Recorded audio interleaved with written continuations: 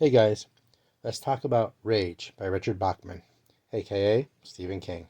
Rage by Richard Bachman is a psychological thriller that delves into the mind of a troubled teenager, Charlie Decker, who takes his Placerville High School classroom hostage. Rage has an intense premise with a deeply unsettling exploration of adolescent anger, alienation, and power dynamics. One of Rage's strongest aspects is its raw, unfiltered look at teenage emotion. King, as Richard Bachman, masterfully portrays the chaotic blend of rage, vulnerability, and introspection that simmers within the protagonist.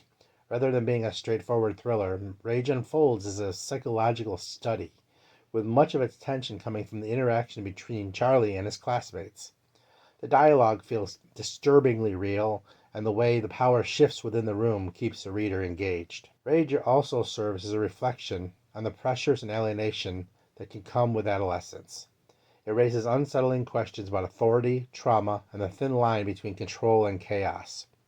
King's writing style here is sharp and visceral, making the novel a gripping read, though its themes are undeniably heavy. While Rage is one of Bachman's lesser-known works due to its controversial history, it remains a fascinating read for those interested in psychological narratives and character-driven storytelling. However, due to its subject matter, it's a book that some might find disturbing or uncomfortable, which is part of what makes it so impactful. Over a tense 4 hours, Charlie doesn't just terrorize his classroom, but turns his time into a breakfast club-like psychotherapy session with his fellow classmates who have their own stories of rage and misery. Stephen King started writing Rage in 1966, when he himself was in high school.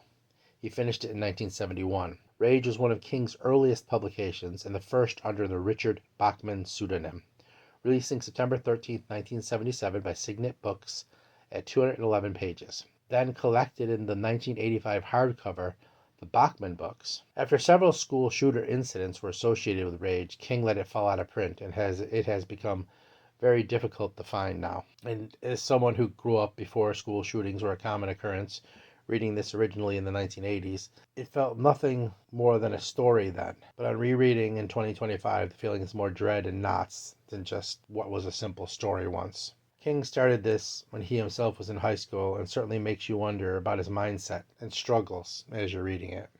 Let's talk about this a little bit. Rage is a completely different story than what it was intended to be because of circumstances in the world. When I decided to reread this, I did go in with a certain amount of dread, a certain feeling like, oh crap, even making this video is going to be part of somebody else's trauma, somebody else's trigger is going to be upsetting. I get the feelings that Stephen King had when he pulled it off the shelves.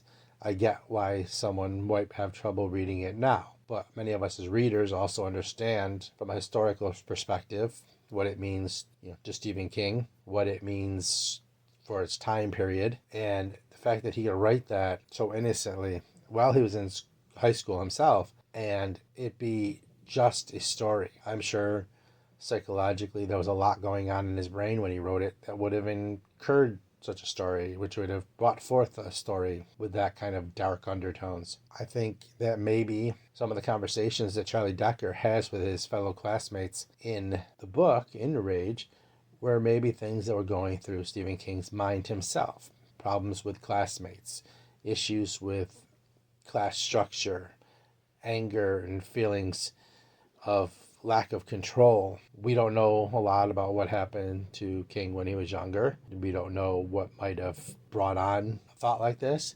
And maybe in the end, maybe he was just writing a story. But it feels a little more real, a little more visceral, a little bit close to home for us not to think that King himself didn't have some trauma he was working through. And it wasn't unusual in the 60s and 70s and 80s for bullying to be allowed to go on, to be commonplace, knowing especially that King was an unusual guy. He was different. He was intelligent. He was a storyteller, a nerd, a dreamer. That would have made him a target for a lot of bullies. Is this what brought out this story? I would probably guess yes, as somebody who had some issues earlier in high school before they came into their own themselves.